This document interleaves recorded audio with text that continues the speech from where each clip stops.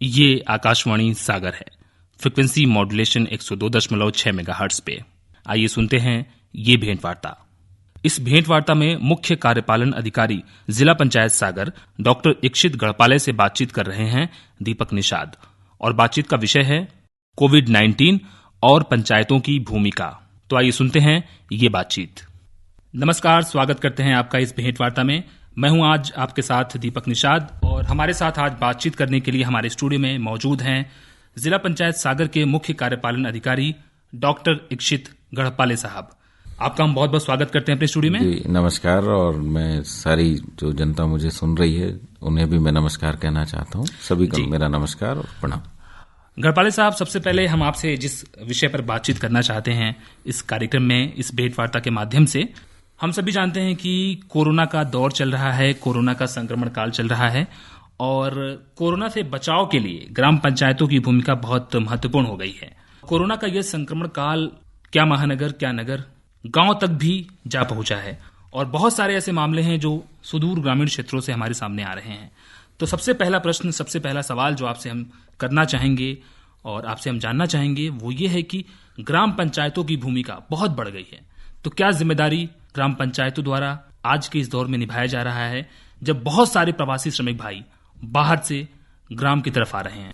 इसमें मैं सबसे पहले तो यही कहना चाहूंगा कि ये जो कोरोना इरा जो चल रहा है और जो एक वैश्विक महामारी के रूप में जिसे हम जानने लगे हैं, और इस महामारी से हमारे गांव को बचा के रखना, सुरक्षित रखना और ग्रामीण जनता को विशेष रूप से सुरक्षित रखना, ये हमारे ऊपर महती जिम्मेदारी है। और हमारे गांव बचे रहें, क्योंकि जो भारत देश है वो गांव का ही देश कहलाता है, और निश्चित रूप से हमारे गांव इससे बचे भी हुए हैं जी। लेकिन जो एक हमारे सामने अभी एक समस्या आ रही है, जो माइग्रेट लेबर जो हमारे यहाँ अभी आ रहा है, या बाहर से जो उस गांव का निवासी जो कहीं बाहर कोई नौकरी करने चला गया था, कोई काम करने चला गया था, कोई जॉब करने चला गया था, किसी भी रूप में हो सकता है, वो बेलदारी के रूप में हो, किसी श्रमिक के रूप में हो, या किसी कंपनी में हो, कॉल सेंटर में हो, कहीं भी हो, तो वो जो वापस आ रहा है तो उनसे जरूर हमको थोड़ा सा भी एहतियात बरतना है, उन्हें क्वारंटाइन रखना है, और क्वारंटाइन रखे जाने के बाद गांव में ही इनके लिए जो हम रोजगार उपलब्ध करा सकते हैं मनरेगा के तहत, वह रोजगार उपलब्ध करा के उन्हें काम देना, ये हमारी मुख्य जिम्मेदारी है कि ये रोग से बचे भी रहें और काम पर भी लगे। गढ़पाले साहब, आपने बताया कि रोजगार जो है ग्रामीण स्तर पर ही मुहैया कराए जाने की आपकी योजना है, और इसके साथ ही साथ उससे पहले जो सवाल उठता है वो ये है कि वो स्वच्छ तरीके से, सुरक्षित तरीके से अपने ग्राम की तरफ आएं, और जहां थोड़ी बहुत भी संशय की स्थिति हो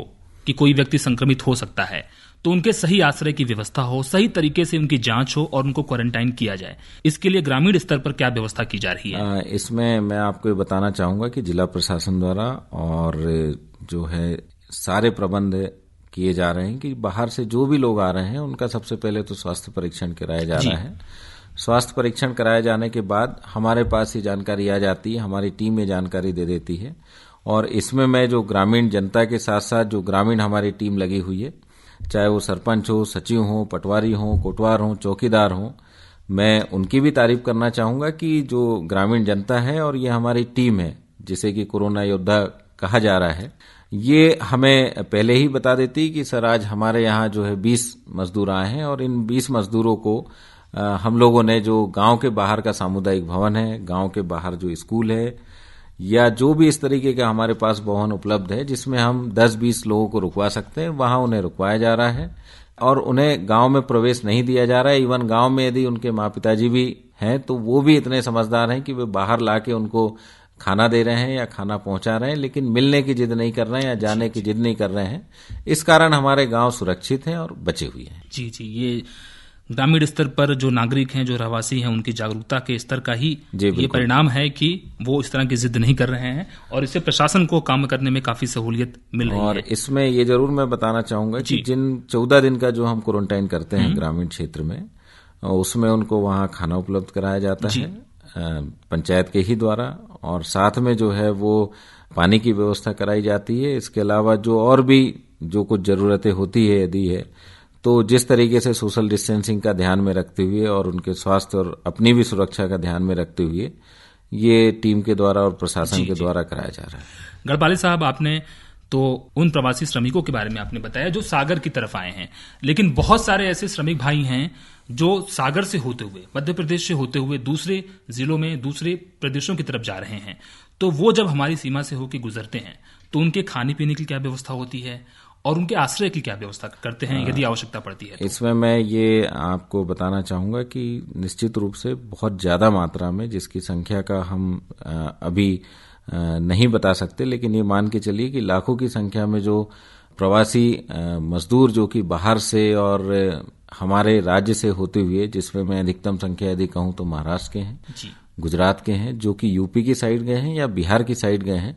और चूंकि हमारा नेशनल हाईवे पे सागर पड़ता है तो जो लहदरा नाका है, बहरिया नाका है, या यदि हम यूपी बॉर्डर पे जाएं तो मालथोन और ललितपुर का जो बॉर्डर पड़ता है, वहाँ बहुत ज़्यादा संख्या में जो है लेबर वहाँ से निकली है। वो ऑटो से भी काफ़ी मात्रा में निकले हैं, गाड़ियों से निकले हैं, जिस तरीके से भी उन्हें साधन उपलब्ध हो पाया उस तरीके से निकले हैं। तो ये हमारे सामने एक बहुत बड़ी चुनौती थी कि इन्हें किस तरीके से, यदि हमारे प्रदेश से या हमारे जिले से जा रहे हैं तो हम इन्हें भोजन और पानी की व्यवस्था कराएं। इसमें हम लोगों के द्वारा विशेष रूप से सारी पंचायतों को निर्देशित किया गया था कि जगह जगह पे टैंकर रखवाए जाएं, गर्मी का समय है, ताकि कम से कम इनको पानी मिल जाए। और मुख्य स्थल जहां है, जहां की अधिक मात्रा में लोग इकट्ठे हो रहे हैं या फिर डाइवर्ट हो रहे हैं, ऐसी जगह पे हमने भोजन की व्यवस्था करवाई। सरपंच, सचिव, जीआरएस को हमने काम पे लगाया, पटवारी की टीम को हमने काम पे लगाया, और जो हो सका, जितना बेहतर हो सका, गरम गरम पूड़ी तल के देना है, चाहे खाना देना है, सब्जी देना है, उन्हें किस तरीके से छाया में बिठाल के खिलाना है, इस तरीके की व्यवस्था जो है वो हमारी टीम के द्वारा कराई गई है। इसके अलावा में जो हमारे पार्टी संगठन के लोग हैं, जो हमारे विभिन्न कार्यकर्ता लोग हैं, या जो आम जनता के लोग हैं, विभिन्न संगठन से जुड़े लोग हैं, उन सभी ने किसी न किसी रूप में सामने आके लोगों की मदद की है, लोगों को भोजन उपलब्ध कराया है। किसी ने खिचड़ी दी है, किसी ने फल दिए हैं, किसी के पैर में जूते चप्पल नहीं है तो जूते चप्पल भी उपलब्ध कराए हैं। तो मैं इस तरीके से सारे संगठन और सारी जनता को भी धन्यवाद देना चाहूंगा कि हमारे यहाँ से जो लोग गुजरे हैं उनकी हर संभव हम लोगों ने मदद करने का प्रयास किया है, और इस तरीके से प्रयास किया है कि वे कम से कम हमारी सीमा से या मध्य प्रदेश से दुखी होकर न जाए। बहुत अच्छी बात है और बहुत संवेदनशील तरीके से प्रशासन की तरफ से, न सिर्फ प्रशासन की तरफ से बल्कि जितने भी अंग हो सकते हैं प्रशासन को सहयोग करने के लिए, वो निजी संगठन भी हो सकते हैं, हर किसी ने अपनी तरफ से अपना जो सर्वश्रेष्ठ योगदान हो सकता है वो देने का प्रयास किया। और बहुत अच्छी सोच ये है कि सागर की सीमा से जो निकल रहा है कम से कम यहाँ से दुखी होकर के ना निकले। इसमें यदि मैं कुछ जगह की बात करूं, जैसे जो हमारा लहदरा नाका है, जो हमारा बहरिया नाका है, जो हमारा मालथोन वाला बॉर्डर है, और जो हमारा गढ़ाकोटा, ये कुछ लगभग ये मान के चलिए 10 से 15 जगह इस तरीके से भंडारे चल रहे थे, और रोज के 10 से 15,000, 20,000, 25,000 तक लोगों ने जो है यहाँ लोगों को भोजन उपलब्ध कराया गया। जी, बहुत संतोष का विषय है निश्चित रूप से ये। और गढ़पाले साहब, आपसे हम अब एक दूसरे मुद्दे के ऊपर बात करना चाहेंगे, क्योंकि अभी तक हमने बात की जो प्रवासी श्रमिक भाई हमारे क्षेत्र से होकर गुजर रहे थे, हमारे क्षेत्र में आए हुए थे, लेकिन बहुत से ग्रामीण स्तर पर लोग ऐसे भी हैं जो दिहाड़ी पे काम किया करते थे, लेकिन चूंकि अभी बाजार नहीं खुल रहा है, काम नहीं मिल रहा है, तो वो भी निराश्रित हो चुके हैं, बेरोजगार हो चुके हैं। उनके लिए भी खाने पीने के लाले पड़ रहे हैं। तो उनके लिए खाद्यान्न सामग्री इत्यादि उपलब्ध करवाने के लिए जिला पंचायत की तरफ से क्या व्यवस्था की जा रही है? इसमें मैं जिला पंचायत नहीं, मैं तो जिला प्रशासन की बात करूंगा इसमें, कि जिला प्रशासन द्वारा और मध्य प्रदेश सरकार द्वारा जो खाद्यान्न उपलब्ध कराया गया था, वह 3-3 माह का खाद्यान्न जो है सभी जिनको कार्ड है, बीपीएल कार्ड है, अथवा जिनके पास कार्ड नहीं है, उनके लिए भी जो खाद्यान्न उपलब्ध कराया गया था वह हमने उपलब्ध कराया। इसके अलावा जो मध्याह्न भोजन जो कि अभी इन 1.5 महीने बंद रहता है, वो राशन भी हमने बच्चों को उपलब्ध कराया है, और ये हम लोगों ने उन बच्चों को स्कूल न बुलाते हुए घर घर ले जाके हम लोगों के ग्रामीण क्षेत्र का जो अमला होता है उन्होंने प्रदान किया है। इस तरीके से जो है खाद्यान्न उपलब्ध कराया गया है। गाँव में मास्क का वितरण किया गया है जी, और ये मास्क का वितरण हमने स्व सहायता समूह के माध्यम से करवाया है, जो कि बहुत नॉमिनल रेट पे हम लोगों ने उनसे बनवाए हैं, और फ्री ऑफ कॉस्ट में जो है उन लोगों को कराया गया है। इवन जो मनरेगा में मजदूर काम कर रहे हैं, उन मजदूरों के लिए भी सोशल डिस्टेंसिंग के आधार पे काम लिया जा रहा है। उनको मास्क उपलब्ध कराए गए हैं, उनको सैनिटाइज करवाया जाता है, उस जगह पे साबुन रखवाई जाती है, उनके हाथ धुलवाए जाते हैं, उसके बाद जो है वो अपना भोजन करते हैं। इन सब चीजों का ध्यान रखाया जा रहा है। तो ये मान के चलिए कि मतलब भोजन के साथ साथ जो राशन है, ये भी जितना हो सका शासन ने जो हमको उपलब्ध कराया वो सभी जगह डोर टू डोर वितरित। गढ़पाले साहब, आपकी आवाज चूंकि आकाशवाणी के माध्यम से हजारों जनता और श्रोता सुन रहे हैं इस समय आपको, कुछ जो ग्राम स्तर पे लोग हैं जिनको हो सकता है कि कोई संकट हो खाद्यान्न इत्यादि की, यदि वो आपकी आवाज को सुन रहे हैं और उनको ये संकट हो तो वो किन तक जाएं, कहां तक अपनी आवाज पहुंचाएं, किनके पास जाएं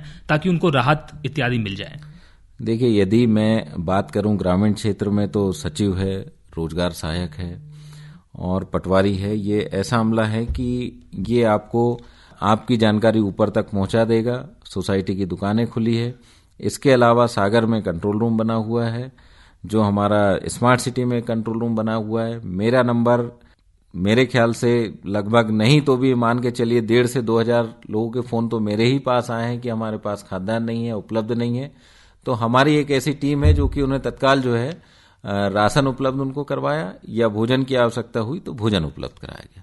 यदि मेरा नंबर आप लोग नोट करना चाहते हैं तो बिल्कुल नोट कर सकते हैं। और इसमें मैं सबसे अच्छी चीज ये बोलूंगा कि हो सकता है मैं फोन ना उठा पाऊं या मीटिंग में रहूं या वीसी में रहूं, हर एक फोन उठा पाना संभव नहीं होता, लेकिन फिर भी मैं व्यक्तिगत नंबर उपलब्ध करा रहा हूं। इस पे सिर्फ आप मैसेज डाल देंगे या टेक्स्ट मैसेज डाल देंगे। इस पे जितना बेहतर हो सके, जितनी जल्दी हो सके, जिस लेवल पे हो सके, मैं वो चीज उपलब्ध कराने की शासन स्तर से जो भी योजना है उसके तहत प्रयास करूंगा।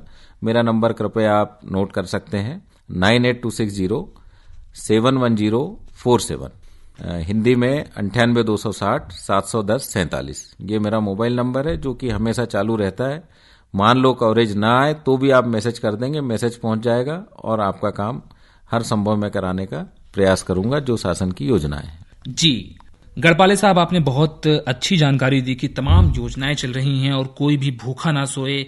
प्रशासन की तरफ से लगातार प्रयास किए जा रहे हैं, पूरा अमला आपका लगा हुआ है लोगों के सहयोग के लिए, उनकी सेवा के लिए, उनकी सहायता के लिए। गढ़पाले साहब, आपसे अब हम जानना चाहेंगे, रोजगार की बात बहुत महत्वपूर्ण है आज के समय में, क्योंकि हमें जान की भी चिंता है लेकिन हमें जहान की भी चिंता है, और जहान तब चलेगा जब लोगों को रोजगार मिलेगा।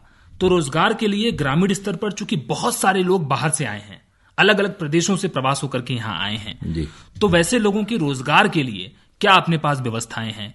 क्या हम मनरेगा की तरफ उनको रोजगार दे पा रहे हैं, या और भी क्या सुविधाएं जो हम दे पा रहे हैं ताकि उनको रोजगार हासिल हो सके, उनको बाहर कहीं ना जाना पड़े, वो भटके ना, परेशान ना हो, इसके लिए क्या व्यवस्था है? देखिए, इसमें जो शासन के निर्देश थे, 20 अप्रैल से हमको रोजगार उपलब्ध कराना था। आज हम पूरा 1 माह इसमें पूरा कर चुके हैं और जितना संभव हो सका बाहर से जो लोग आए हैं उनको क्वारंटाइन समय पूरा कराया जाकर, और हमने रोजगार से भी लगाया है। और जो ग्रामीण जनता जो लॉकडाउन में अपने अपने घरों में थी, उनको भी हमने इस रोजगार से जुड़ा है। और आज की तारीख में यदि हम देखें तो हमारे यहाँ 755 सागर में पंचायतें हैं, ग्राम पंचायतें।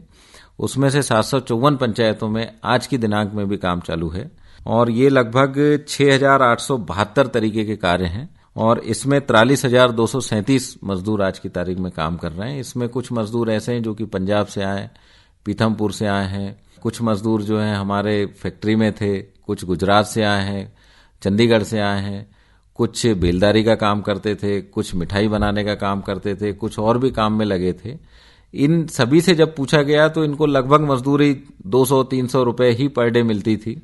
इसमें इनका रहने का और खाने का अलग होता था। और मनरेगा के तहत जो हम मजदूरी दे रहे हैं वो भी 190 रुपए है और वो व्यक्ति आज की तारीख में खुश है क्योंकि उसको काम मिल गया है, वो अपने घर में है, अपने परिवार के साथ है, अपने गांव में है और वो बेहतर तरीके से काम कर रहा है। उससे यदि आप पूछेंगे कि अभी उसकी जाने की इच्छा है तो वो यही कहेगा कि यदि मुझे रोजगार मेरे यहाँ उपलब्ध हो रहा है तो मैं जाना नहीं चाहूंगा। जी, बहुत बड़ी बात यह है कि जिन ग्रामीण भाइयों को गांव में ही अगर उनको रोजगार मिल रहा है और वो संतुष्ट हैं कि उनको गांव में ही रोजगार मिल रहा है तो बाहर जाने की कोई आवश्यकता नहीं है। और ये निश्चित रूप से ग्राम पंचायतों की बहुत बड़ी भूमिका है और उपलब्धि है।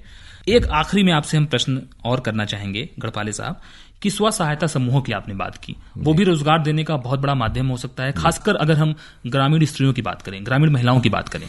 अच्छा प्रश्न किया और इसमें मैं बताना चाहूंगा कि हमारे यहाँ सागर में लगभग 12,000 स्व सहायता समूह बने हुए हैं और इसमें ये मान के चलिए कि यदि एक में 10 महिलाएं भी हैं तो 1,20,000 महिलाएं आज की तारीख में हमारे समूह से जुड़ी हुई है। और इस कोरोना योद्धा में उनको इसलिए भी कहना चाहूंगा कि इस दौर में भी उन्होंने पीपी किट जो कि जिसकी शुरुआती दौर में क्राइसिस रही है, अब जरूर उपलब्ध है। पीपी किट हम लोग यहाँ तो हमने इस्तेमाल किया ही, और पीपी किट जो हेल्थ डिपार्टमेंट से अप्रूव हमने कराई है, यहाँ डीन मेडिकल कॉलेज से हमने उसको अप्रूव कराई है।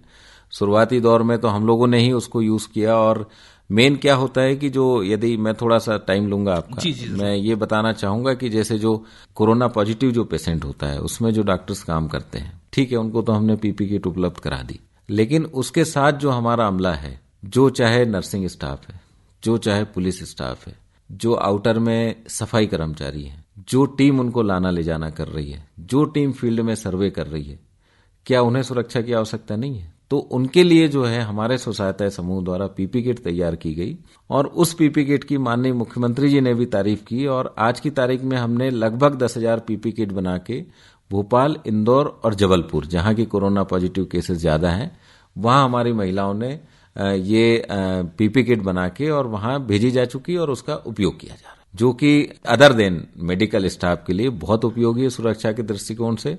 इसके अलावा जो हमारी स्व सहायता समूह की महिलाएं लगभग 12 से 15,000 पीपी किट बना चुकी हैं। और मास्क की यदि मैं बात करूं तो 1.5 से 2 लाख जो है मास्क बना के वितरित किए जा चुके हैं। कंटिन्यू मास्क बनाने का काम चल रहा है। सैनिटाइजर का इन्होंने जो है सेलिंग की है। जो दूध है घर घर गांव गांव जाके, मेनली केसली और देवरी की यदि मैं बात करूंगा, तो महिला स्व सहायता समूह ने एक गाड़ी की, उस गाड़ी में दूध इकट्ठा किया, दूध इकट्ठा करके लॉकडाउन के दौर में डोर टू डोर दिया। तो ये महिला शक्ति का और महिला समूह का तो मैं विशेष रूप से धन्यवाद देना चाहता हूं। और ग्रामीण जनता को मैं इसलिए धन्यवाद देना चाहता हूं कि उन्होंने इस दौर में संयम बनाए रखा और एक दूसरे का साथ दिया। और आज जब हम लोगों को क्वारंटाइन कर रहे हैं, उन्हीं के साथ वालों को, उसमें भी वो हमारे साथ हैं। और विशेष रूप से मैं ये आग्रह करना चाहूंगा ग्रामीण जनता से आपके माध्यम से कि मनरेगा के काम में अधिक से अधिक लोग आएं, उससे जुड़ें। आपके लिए काम उपलब्ध है, रोजगार उपलब्ध है। ऐसा नहीं है कि हर काम जो है वो बाहर ही जाके किया जा सके, लेकिन हम जब तक अपने गांव में हैं तब तक जरूरी नहीं है कि कोई काम छोटा हो बड़ा हो जो भी हो, लेकिन गांव के लिए यदि हमको काम करने का मौका मिल रहा है, अपने लिए यदि हमको काम करने का मौका मिल रहा है, उससे कुछ रोजगार मिल रहा है, कुछ पैसा मिल रहा है, उसका हम उपयोग करें और काम करें। जी, बहुत महत्वपूर्ण संदेश आपका है और बहुत महत्वपूर्ण आह्वान आपका है कि जरूरी नहीं है कि बाहर ही जाकर के आपको काम मिले, रोजगार मिले, पैसा मिले। आपके गांव में भी काम है और प्रशासन पूरी तरीके से मुस्तैद है आपको ये सुनिश्चित करने में कि आपको रोजगार मिले। और बहुत महत्वपूर्ण भूमिका आपने स्व सहायता समूहों के माध्यम से जो महिलाएं कर रही हैं, न सिर्फ सागर की जरूरत को पूरा कर रही हैं, बल्कि सागर के अलावा जहां पे कोरोना के मामले ज्यादा हैं वहां भी पीपी किट, मास्क, सैनिटाइजर इत्यादि मुहैया कराया गया। ये आत्मनिर्भर भारत की तरफ बढ़ता हुआ कदम है। बहुत अच्छा लगा आपसे बात करके। रोजगार, स्व सहायता समूह, मनरेगा, तमाम चीजों के बारे में आपने बताया कि किस तरीके से पूरे जिले में योजनाएं चल रही हैं, लोगों तक सहायता पहुंचाई जा रही है और किस तरीके से प्रशासन उनके लिए काम कर रहा है। बहुत शुक्रिया अदा करना चाहेंगे इक्षित गढ़पाले साहब। और आखिरी में हम चलते चलते ये बताना चाहेंगे कि जो मोबाइल नंबर आपने बताया तमाम आम जनता के लिए जो कहीं भी संकट में हैं और चाहते हैं कि प्रशासन उन तक मदद करे, आपने अपना व्यक्तिगत नंबर उनको दिया है, वो संदेश छोड़ सकते हैं। नंबर हम पुनः दोहरा दें आपके सामने, 9826071047। नंबर एक बार फिर से सुन लें, 9826071047। ये सीईओ साहब यानी मुख्य कार्यपालन अधिकारी जिला पंचायत सागर के डॉक्टर इक्षित गढ़पाले साहब का नंबर है। मैं आप सभी को धन्यवाद देना चाहता हूं और साथ में इस कार्य में लगे प्रत्यक्ष या अप्रत्यक्ष रूप से जो कोरोना वैश्विक महामारी में जो हमारी टीम लगी है, मैं उनको धन्यवाद देना चाहता हूं। टीम के साथ साथ जो जनता है, जो ग्रामीण जनता है, जो एनजीओ के लोग हैं, जो जनप्रतिनिधि हैं, जो हमारे साथ काम कर रहे हैं, हमारा उत्साह बढ़ा रहे हैं और कंधे से कंधा मिला के हमारी मदद कर रहे हैं, काम कर रहे हैं, साथ में हम लोग एक साथ मिलके इससे लड़ने का प्रयास कर रहे हैं, मैं उन सभी को धन्यवाद देता हूं।